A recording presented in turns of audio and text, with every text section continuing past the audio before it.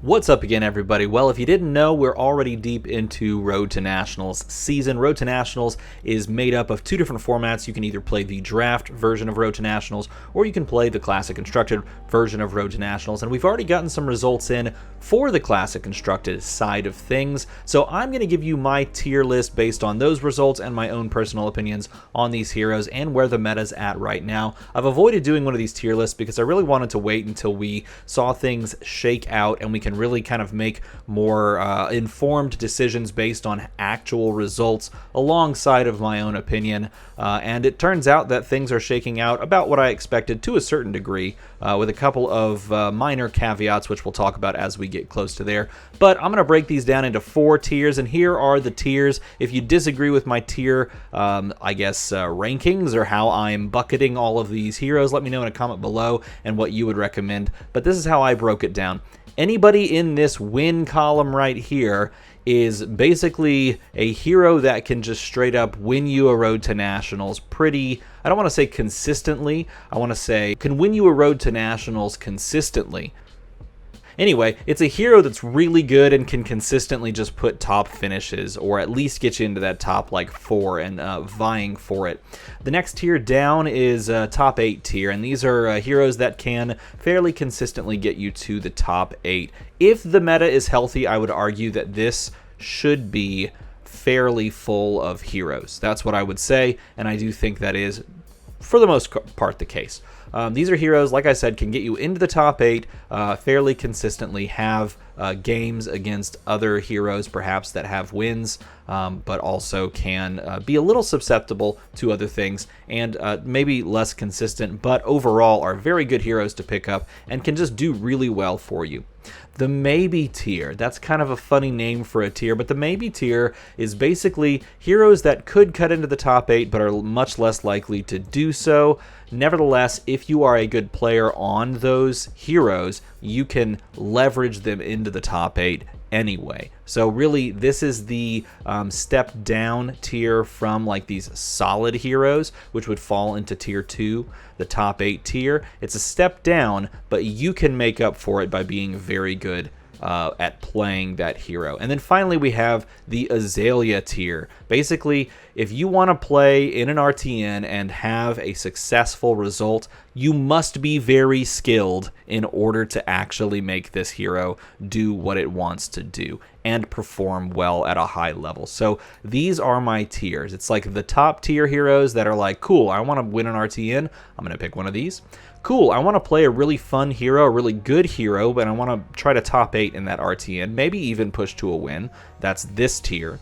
Then it's like the, okay, I want to play a dark horse, but I'm really good at that dark horse because I've played it forever. That's this tier. You could probably cut into the top 8 with that. And then I'm going to play a hero that no one expects to ever be good. I have to be really good at that hero to actually get a good showing. There's my tier list. Let's begin, starting with Dash. Dash, unfortunately, is the must-be very skilled tier. I think because Dash just has a lot going against it.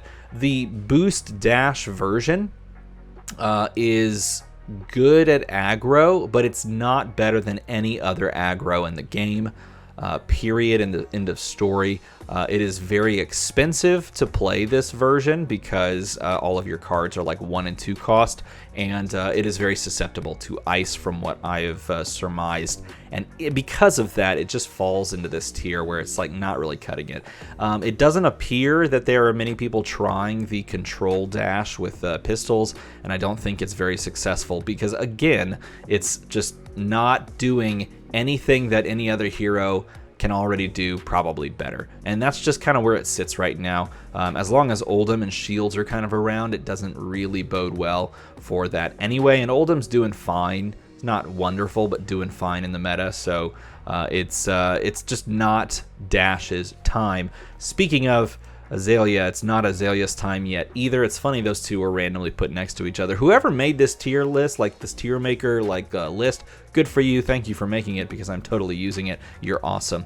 I think Azalea is also in that same place. If you want to play either of those heroes, you must be very skilled in order to have a good showing, because Azalea is just like, she's cool, man. She's really cool, but like she can't be consistent enough from what many people have found to just push over. Now, there have been some people, again, you have to be very skilled, but there have been some people that have top 8'd in recent like tournaments with, you know, Azalea. I think they were at like Pro Quests, but at the same time, it's not consistent enough to really show that it can be in one of these other tiers.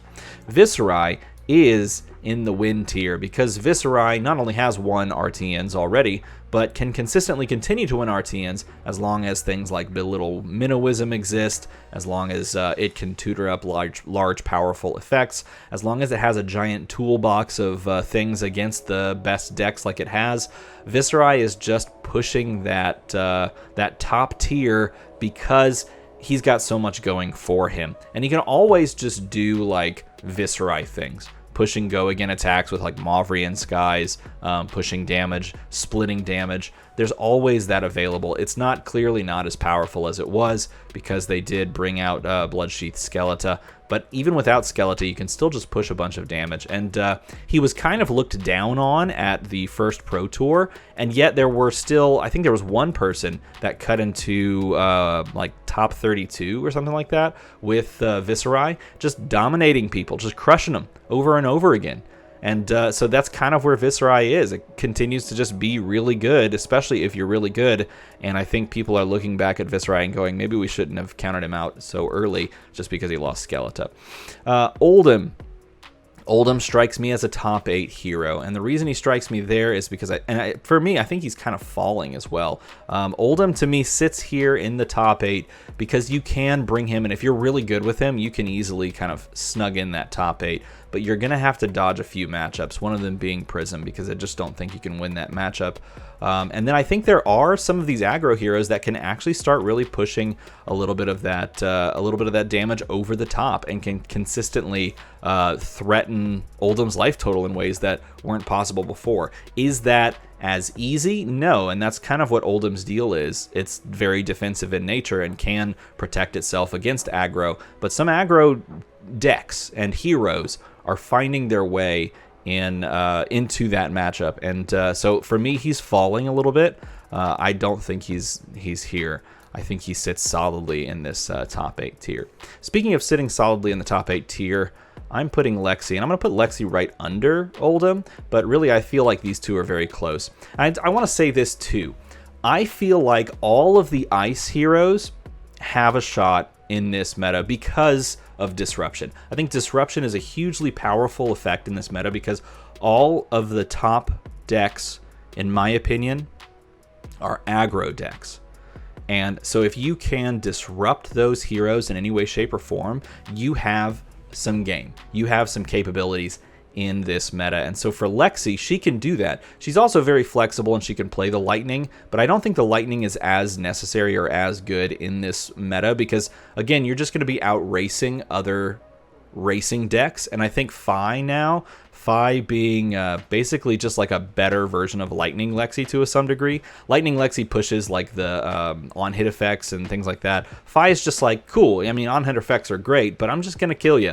And that's kind of what he does, and he does it really well. So to me, I think Ice Lexi is kind of where it should be for this specific meta. And I feel like Ice Lexis, if you're good at Ice Lexi, you can pretty comfortably top 8 in RTNs going forward. Now we're up to Briar, and Briar is, I would probably argue, the best deck in the meta.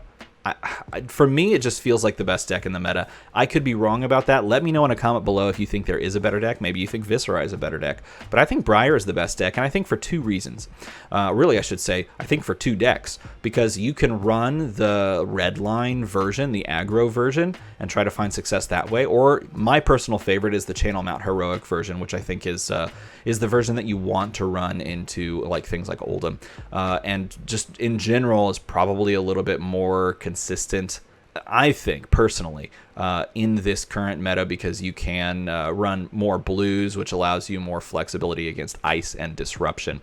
And I think it's just overall the most powerful. And people that are good pilots on Briar, particularly in my opinion, the mountain version of Briar, Channel Mount Heroic, are just going to crush it. I feel like that if you want to pick a good hero right now, Briar's a good hero. And if you can learn the deck really well, you're going to do very, very well.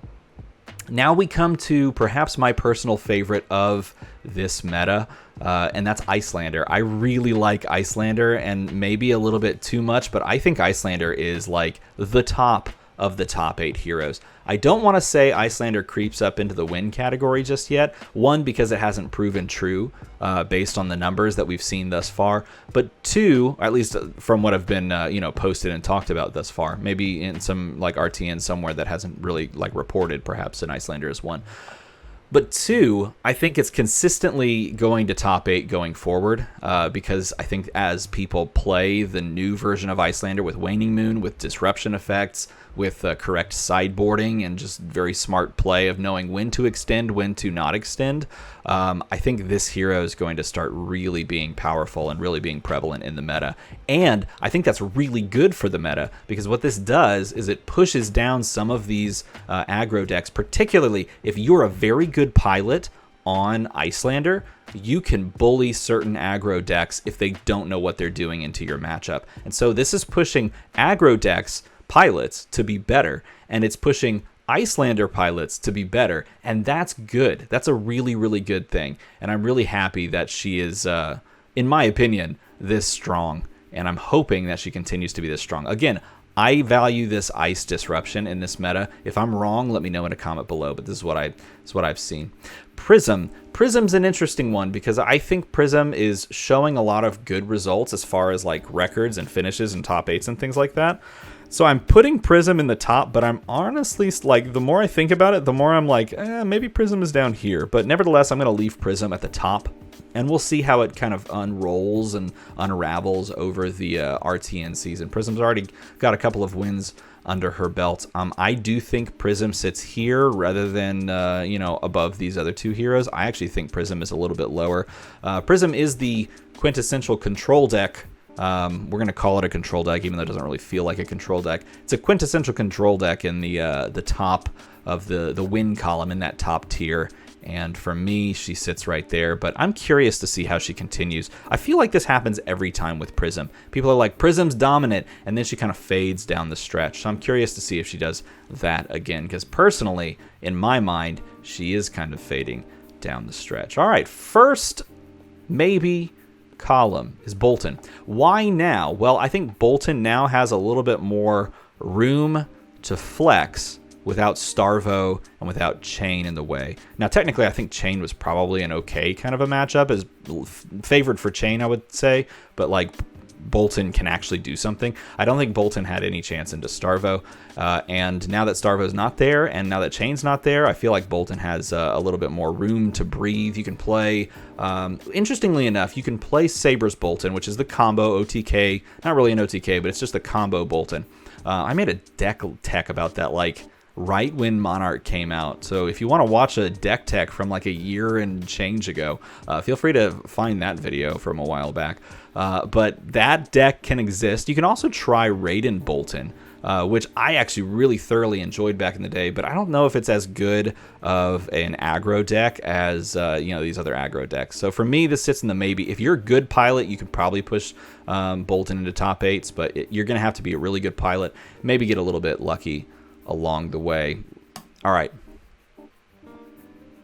Mansant. Should I literally just from Mansant's, like, I think Levi is here. I think Levi is here. You have to be really, really good. You have to be like Mansant or like, I don't know, Ian Kinderline, like Radio Reflex levels of good in order to pull off like wins with Levia. I don't know, man. It's funny because like it's a weird like confirmation bias because Mansant's really good at playing Levi. If you don't know, I'm gonna put a link in the description if I can remember, or maybe in the comments or something, to his channel. It's really good with Levia, and you watch that that video. You watch those videos, I should say, and it's like, man, this hero's insane. But then again, you don't see like when she just gets totally like drawn backwards and like doesn't really function, and that's the danger too. You have really good players like Mansant that can just show how it's done, and then you try it yourself and you're like, I don't know. So that's why I feel like this fits really nicely in the must be very skilled category, because you can do well if you're very, very skilled with these heroes. You can push them past what their perceived limits are. But without that, I think it's definitely down here. Now we come to an interesting one, Dromi.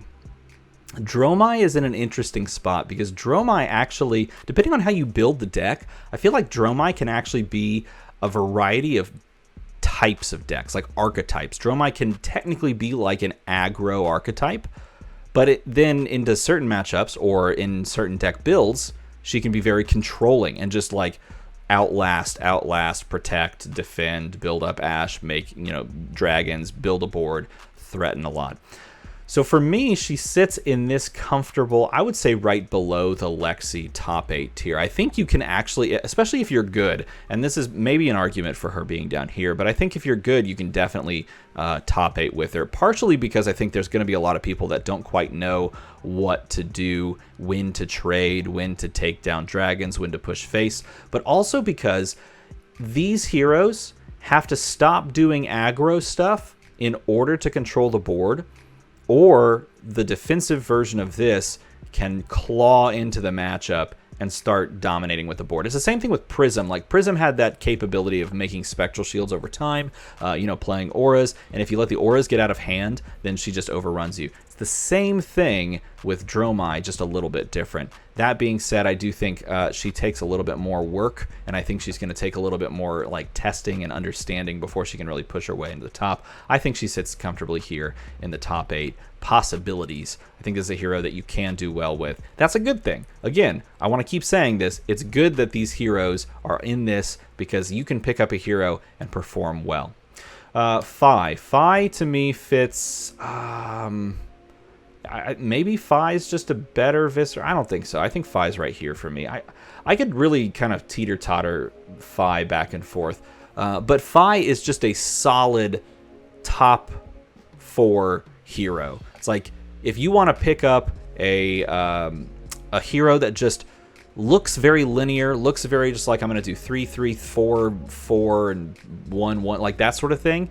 You pick it up, you realize over time that like that's the case with Phy. It is very linear, but at times it could be linear in branching directions, and that danger is actually very hard to calculate and deal with as a defensive player, and that's what's very interesting to me about Phy. But raw power level is totally there, and I think people have figured that out very quickly. It'll be interesting to see if matchups into Phy get easier over time because people understand the play lines better, or if it's just complicated to try and figure out because Phy could do this, could do that, could do that, and all of them are bad for me. So which one do I play around? And that's the interesting thing.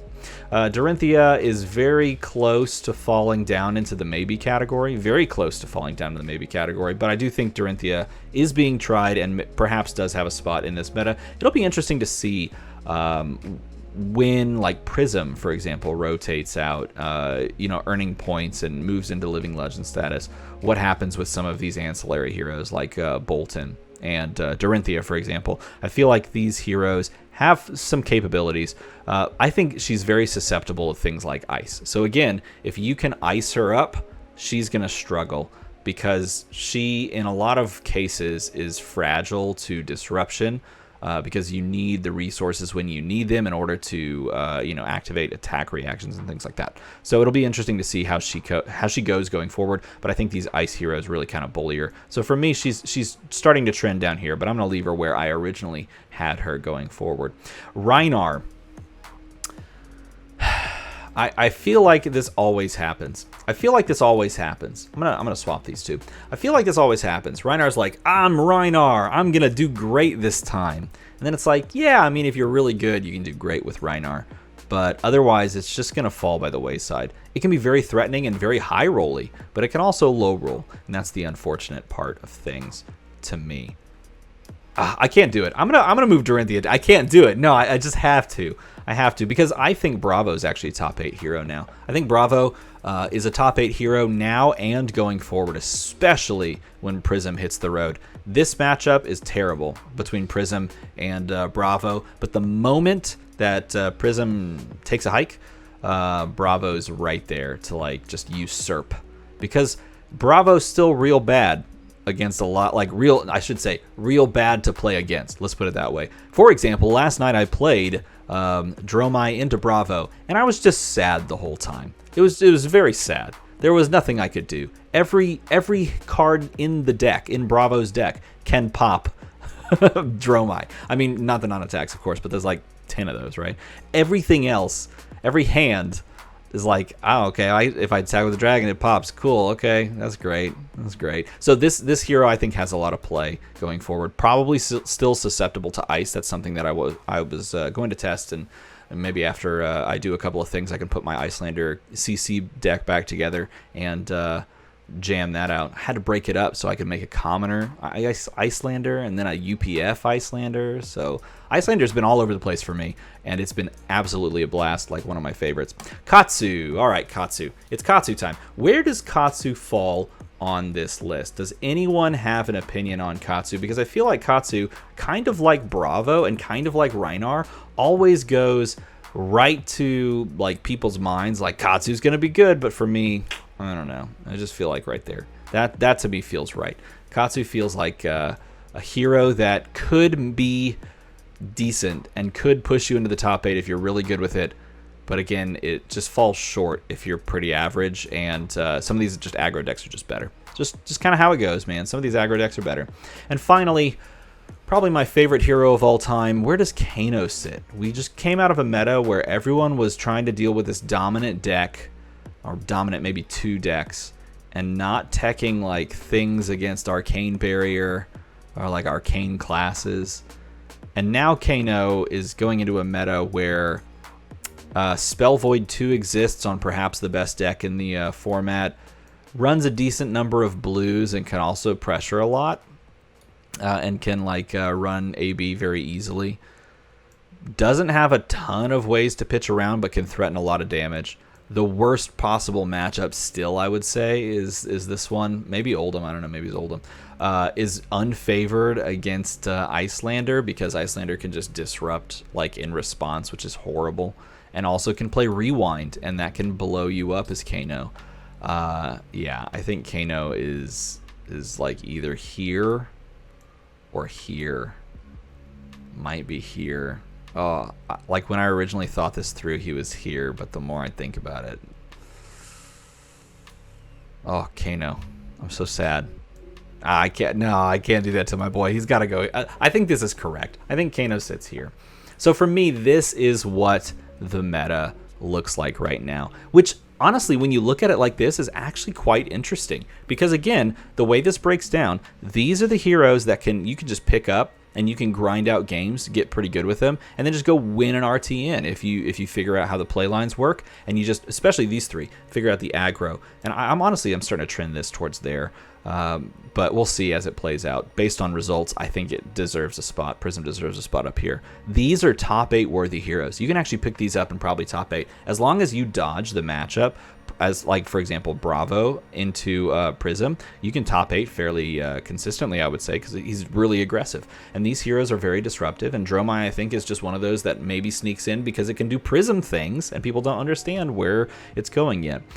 These are heroes that can push into the top 8, maybe if you're pretty good, right? Maybe you push the top 8 if you're pretty good with the hero, or if you played them for a while, you can push to a top 8. And if you want to have a good time, you play these heroes. If you want to have a good showing, you must be very skilled. But this, to me, is what the meta looks like right now. Let me know what you think about this in a comment below. If you like this kind of video and you want to see me do a recap of this in a few weeks after RTN season wraps up and we move into like Pro Tour Lille, let me know, and leave a comment down below. Also, make that number go to a number. We're 300. We're almost 300 subs away from the old 10K. I have to change the digit and add a digit. That'd be exciting. As always, thanks for watching.